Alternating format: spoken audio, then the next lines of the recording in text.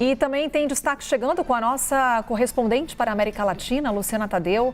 Em meio ao aumento da tensão, o vice-ministro das Relações Exteriores de Cuba disse que as Forças Armadas da ilha se preparam para um ataque dos Estados Unidos. Donald Trump ameaçou assumir o controle da ilha caribenha, chegou a falar em honra.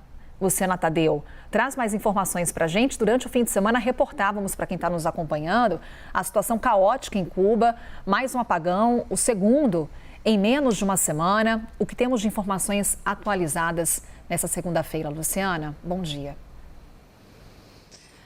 Oi, Carol, bom dia para você, para todos que nos acompanham. Pois é, um apagão que mostrou a gravidade desse bloqueio que está sendo promovido pelos Estados Unidos, impedindo o envio de petróleo para Cuba. Depois desse apagão registrado no sábado, a energia não foi totalmente restabelecida ainda. Em Havana, na capital, por exemplo, somente metade da cidade já conta novamente com energia elétrica, e esse bloqueio acontece em meio justamente, à intenção de Donald Trump de que Cuba entre em um colapso e que essa situação de crise gere uma mudança de regime. Porém, a gente vem contando nos últimos dias que o presidente Miguel Díaz-Canel disse que reconhece a possibilidade de uma agressão e que, inclusive, tem um plano defensivo para a ilha, um plano que conta com toda a população, que conta com a preparação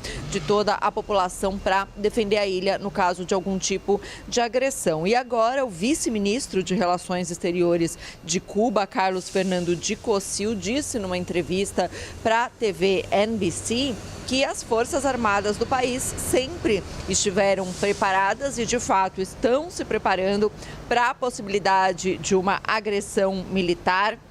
Ele diz que o país sempre esteve disposto a se mobilizar no caso de que algo assim aconteça, que, claro, sempre viram essa possibilidade como algo distante, mas que, diante da atual conjuntura no mundo, seria ingênuo não contar com essa possibilidade. Nessa entrevista, ele também questionou as ações dos Estados Unidos, disse, por exemplo, que 96 mil cubanos estão esperando por cirurgia no país como resultado dessa falta de combustível imposta pelos Estados Unidos. Entre essas 96 mil pessoas que esperam cirurgia, há 11 mil crianças, e ele questiona justamente a população, diz para a população que não é correto tratar, para a população dos Estados Unidos, e ele se refere aos norte-americanos, diz que não é correto tratar uma nação do jeito que os Estados Unidos estão lidando com Cuba, justamente por objetivos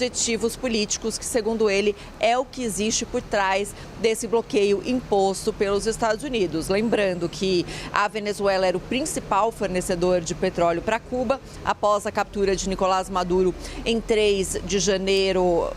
Os Estados Unidos proibiram que a Venezuela continue enviando petróleo para Cuba. Além disso, ameaçou os demais países fornecedores, caso do México, que era um importante fornecedor de petróleo para Cuba, ameaçou esses países com a aplicação de sanções. Aí o México, por exemplo, deixou de enviar petróleo, agora está só enviando ajuda humanitária, e isso está causando um grave impacto. Essa questão dos hospitais, por exemplo, mas não há combustível para a população, isso impede a coleta de lixo, tem lixo se acumulando nas ruas, já não tem tanto transporte público para a população, o transporte aéreo foi afetado. E, Carol, só para a gente trazer para o contexto da realidade das pessoas, já é difícil ficar muitas horas sem luz em situação normal. Em um país em que é difícil conseguir comida, ver a comida apodrecer na geladeira realmente é um problema muito grave para os cubanos. Então isso tem gerado insatisfação e até gerou focos de protestos nos últimos dias devido ao agravamento dessa situação, Carol.